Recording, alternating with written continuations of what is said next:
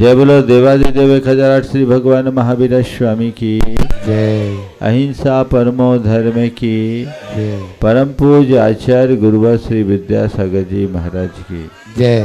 परम पूज्य गुरुवर प्रमाण सागर जी महाराज की।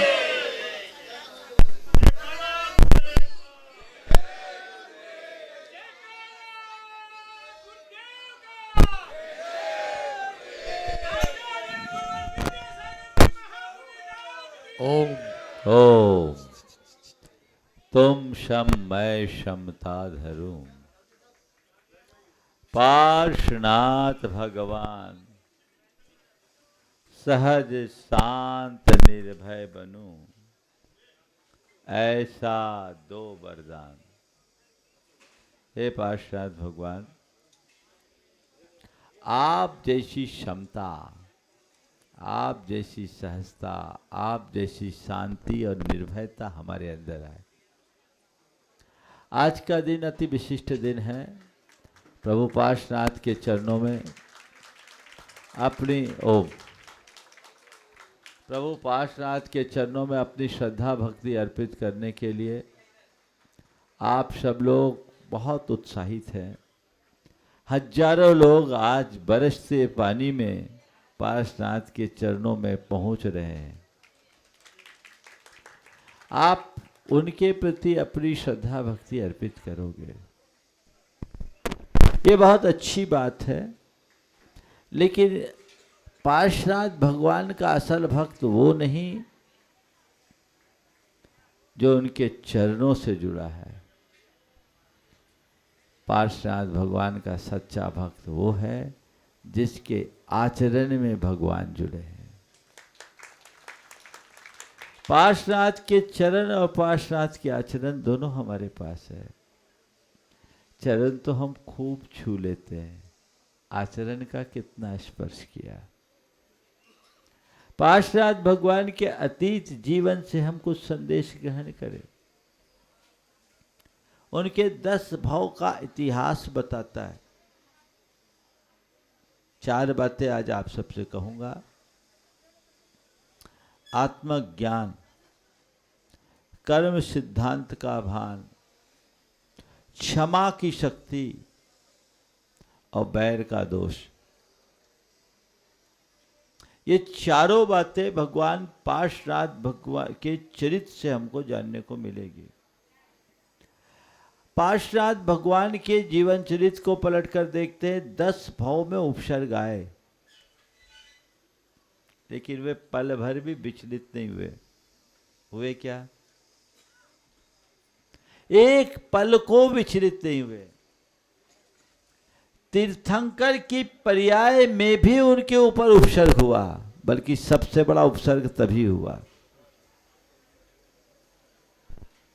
लेकिन पार्श्वनाथ भगवान अविचलित रहे, क्योंकि उन्हें आत्मज्ञान था। हमें आपको लग रहा है कि पार्श्वनाथ भगवान पर उपसर्ग था, पर पार्श्वनाथ भगवान कहते मैं तो निरुपसर्ग हूं, उपसर्ग तो मुझ पर हो ही नहीं सकता। जो शाश्वत है, जो अजर है, जो अमर है, जो अविनाशी है, उस पर भला उपसर्ग कैसा? एक सूत्र ले सकते हैं हम अपने जीवन के लिए। आज पार्श्वनाथ भगवान जैसा उपद्रव तुम्हारे ऊपर नहीं है, आज पार्श्वनाथ भगवान जैसा उपसर्ग तो हमारे आपके जीवन में नहीं है। लेकिन ओम बीच में नहीं, ओम ओम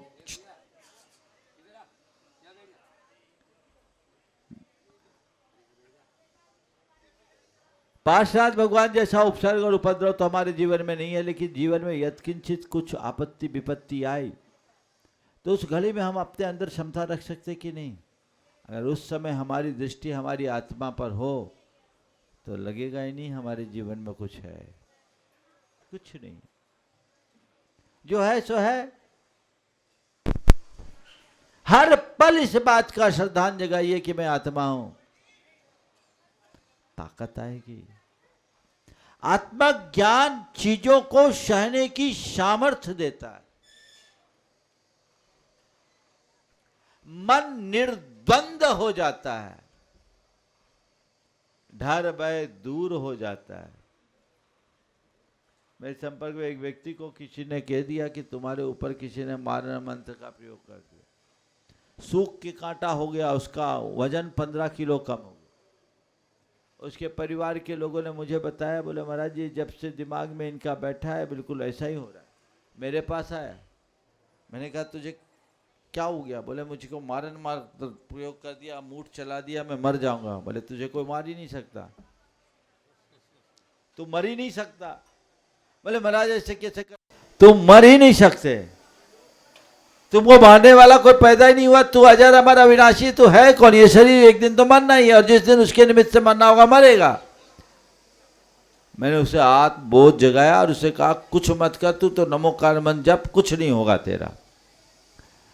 मैंने नमोकार मंत्र पर उसकी श्रद्धा जगाई और आत्मा की अमरता का पाठ पढ़ाया। 1996 की बात है, बंदा आज भी सलामत है, निश्चिंत हो गया। बदलाव आता है, डर मिटाना है तो आत्मबोध को जगाओ, आत्मा के स्वरूप का चिंतन करो। दूसरी बात, चूंकि आज समय कम है और मुझे पूरी बातें करनी है, इसलिए सूत्रों में ही बात करूंगा। दूसरी बात, कर्म सिद्धांत। भगवान पारसनाथ के 10 भव का रिकॉर्ड देखो। 10 भव में उनके साथ कैसा कर्म का योग आया।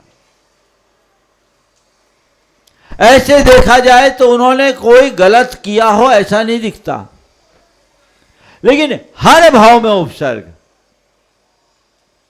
इसका तात्पर्य जब कर्म का तीव्र वेग होता है तो अच्छे अच्छे पुण्यात्माओं पर भी उपसर्ग आते हैं। इसलिए कभी जीवन में इस तरह का कोई योग आए, विचलित मत होना। कई लोग कहते हैं हम इतना धर्म करते फिर हम पर इतना उपसर्ग क्यों? तो पारसनाथ जैसा तो धर्म तुमने नहीं किया होगा। उन पर आया कि नहीं आया? कष्ट तो धर्मी पर ही ज्यादा आते हैं। गुरुदेव को देखो, कितने उपसर्ग, कितने बीमार रहे, कितने अस्वस्थ रहे, जिनके आशीर्वाद से लाखों तर गए, लेकिन उनको बीमारी नहीं छोड़ी। पर उन्होंने कभी इस बात का रोना नहीं रोया, विचलित नहीं हुए। ठीक है, कर्म का योग है, जो होता है सो होता है। कर्म किसी को नहीं छोड़ता। जब तीर्थंकर नहीं बचे तो हम तुम किस खेत की मूली। विश्वास रखो और ये मान के चलो, कर्म कितना भी तीव्र हो, कर्म से ऊंचा धर्म है। जीत किसकी हुई, कर्म की कि धर्म की? कर्म का उदय है, एक दिन अंत होगा। हो सकता है इस भाव में हो, आज हो जाए, कल हो जाए, जल्दी हो, विलंब से हो, भाव के अंत तक हो। इस भाव में नहीं तो अगले भाव में, अगले भाव में नहीं तो और उसके बाद के भाव में। पारसनाथ भगवान ने कह दिया हम तो जीत ही लेंगे कभी ना कभी, क्योंकि कर्म की सत्ता से ज्यादा बलवान धर्म की सत्ता होती है। इस पर ध्यान रखो। तीसरी बात, क्षमा और वैर। पार्षनाथ भगवान का जीवन क्षमा से भरा रहा। हर भाव में जब जब उन पर उपसर्ग आए उनने क्षमा ही अपनाया। नतीजा उनकी सदगति होते गई। हुई? पार्षनाथ भगवान ने क्षमा किया, सदगति होते गई। और कमठ ने मन में बैर रखा, दुर्गति होते गई। हुई ना? आज भी संसार में घूम रहा हो। पार्षनाथ भगवान ने क्षमा की, उनका उत्थान हुआ, और कमठ ने बैर रखा, उसका पतन हुआ। और बैर और प्रतिशोध की गांठ अगर मन में एक बार जम जाती है तो भव भव तक पीछा नहीं छोड़ती। पार्षनाथ भगवान ने कुछ विशेष कुछ किया ही नहीं। एक गलतफहमी कमठ के मन में जमी और उसने अपने अंदर जो गांठ बांधी प्रतिशोध की, कितने भाव तक बनी रही?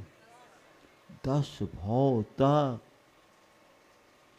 हर भाव में अपना पतन भी झेला, लेकिन छोड़ा नहीं। सीख लो, कभी किसी से ज्ञात अज्ञात भाव में भी बैर मत होने दो। यदि कुछ हो जाए तत्क्षण क्षमा मांगो और क्षमा करने का भाव रखो। झगड़ा करो मत, और झगड़ा हो जाए तो बखेड़ा मत बनाओ। बैर मत बनने दो, उसे वहीं खत्म कर दो। आप लोग अपनी कषाय बांध के रखते हो,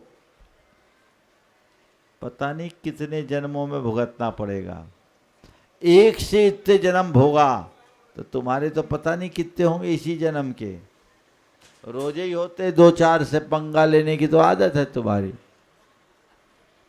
ये पंगा आज ले रहे हो, कल तुम्हारा जीवन पोंगा हो जाएगा, पस्त हो जाओगे, कहाँ रहोगे कोई ठिकाना नहीं। इसलिए इस तरफ अपनी दृष्टि जुड़नी चाहिए और अपना ध्येय बन करके चलना चाहिए, बना करके चलना चाहिए। तब हम अपने जीवन को आगे बढ़ाने में समर्थ हो पाएंगे। अन्यथा ये बैर विरोध की संतति यूं ही चलते रहेगी तो हमारे जीवन का पतन निश्चित है। पार्श्वनाथ भगवान की खूब पूजा करो, भक्ति करो, पर जो पार्श्वनाथ भगवान के जीवन से हमें दिशा मिल रही है वो ले लो, तो अब तुम्हारी पूजा तुम्हारे हृदय में उतरेगी, वो तुम्हें शांति देगी, वो तुम्हें स्थिरता देगी, उससे तुम्हारे जीवन में सुकून आएगा। चाहिए कि नहीं? यही तो चाहिए। तो अपनी दृष्टि बदलिए, वैसा लक्ष्य बनाइए, वैसा पुरुषार्थ जगाइए ताकि जीवन बेहतर बन सके। इसलिए मैं अपनी बात को आगे न बढ़ा करके सार में इतनी बात बोल रहा हूँ। आत्मबोध से जुड़िए, कर्म सिद्धांत को समझिए और क्षमा की ताकत को जानिए। बैर विरोध से अपने आप को बचाने का प्रयास कीजिए। भाव के साथ यहीं पर विराम।